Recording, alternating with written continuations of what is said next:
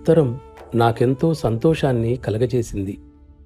ఈ అల్పుణ్ణి గురించి ఎవరో ఒక ప్రేమికుడు తలుస్తున్నాడని భావిస్తాను.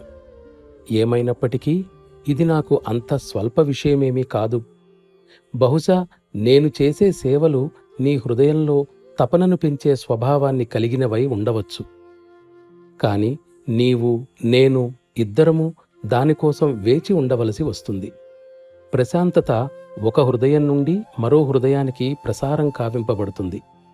నీవు ధ్యానాన్ని ఇంతవరకు ప్రారంభించకుండా ఉంటే దయచేసి ఇప్పుడు ప్రారంభించు. దైవం నిన్ను అనుగ్రహించుగాక. నా గురించి నేను ఎక్కువగా చెప్పదలుచుకోలేదు. ఎందువలనంటే కేవలం ఈ చెప్పుకోవడమే మన్సూర్ను ఉరికంబానికి పంపింది. ఆ రోజులు ఇప్పుడు లేనప్పటికీ జనులు అపరిపక్వ దృష్టితో నన్ను అంచనా వేసే అవకాశం ఉంది. నీ హృదయమనే త్రాసులో నన్ను తూచి సత్యాన్ని తెలుసుకుంటావని నేనాశిస్తున్నాను. ప్రియ సోదరా, ఉత్తరాలలో నేను వ్యక్తం చేసిన అభిప్రాయాలను నీ హృదయంలోకి తీసుకున్నావు. మరప్పుడు వాటిని వ్రాసిన వ్యక్తిని నిర్లక్ష్యం చేయడం విచారకరమైన విషయం కాదా?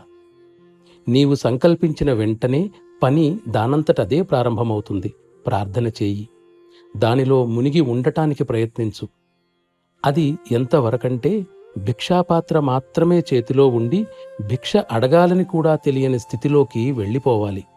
అటువంటి స్థితిని నీవు సృష్టించుకుంటే నీ ప్రార్థన ఎన్నటికీ అలక్ష్యం చేయబడదు.